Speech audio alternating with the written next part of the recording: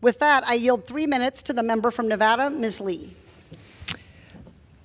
The woman from Nevada is recognized for 3 minutes. Thank you, Mr. Speaker. You know, Mr. Speaker, I'm not sure how familiar everyone is with the committee proceedings on this legislation, but just in case, I want to offer a little refresher. This is not the first time that I have spoken out on the majority's either inability or outright refusal to do what's right by our nation's firefighters. In August of 2023, my friend and colleague, Representative Joe Neguse, who's the ranking member of the Federal Land Subcommittee, introduced the Wildland Firefighters Paycheck Protection Act. This bipartisan legislation would permanently fix the pay cliff that our firefighters, our hometown heroes who are actually out there fixing our forests, are facing at the end of this week. We've known about this pay cliff for well over a year, but here we are nearing the end of 2024 and the majority has still failed to enact a permanent fix. There's certainly not one in this bill, the Fix Our Forest Act.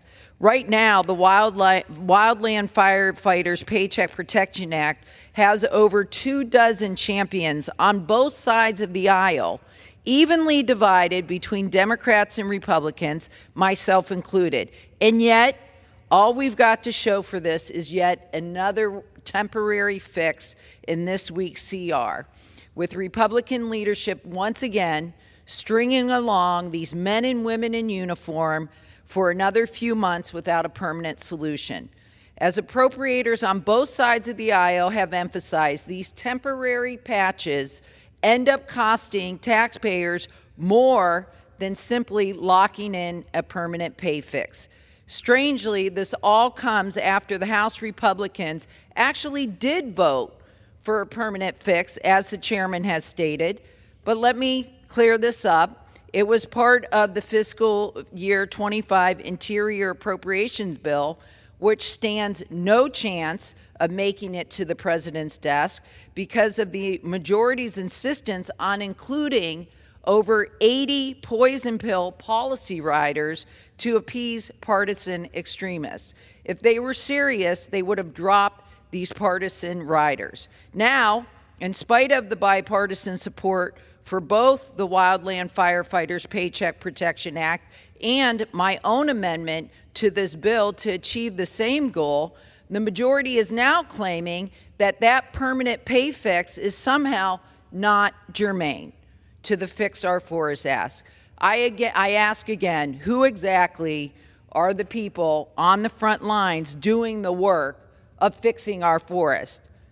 Answer: our wildland firefighters. Men and women are being paid less than a living wage in one of the wealthiest countries in the world to literally jump out of planes and contain fires before they burn down our homes and businesses. I yield an additional 30 seconds to the gentlewoman is recognized for an additional 30 seconds. Instead, we're going to slap a Band-Aid on this and revisit the pay issue after another congressional recess, which just got longer. Meanwhile, these firefighters will hold their breath for another torturous 3 months, or even worse, they'll get fed up and walk off the job. And our country will be less safe as a result. What happens here, what's happening is not just wrong, it's nonsensical. You have firefighters risking their lives, needing a fix, Republicans and Democrats both supporting a fix. A standalone bill or an amendment to this bill would either provide that permanent fix, and yet we don't have one. No more excuses, Mr. Chairman, and with that I yield.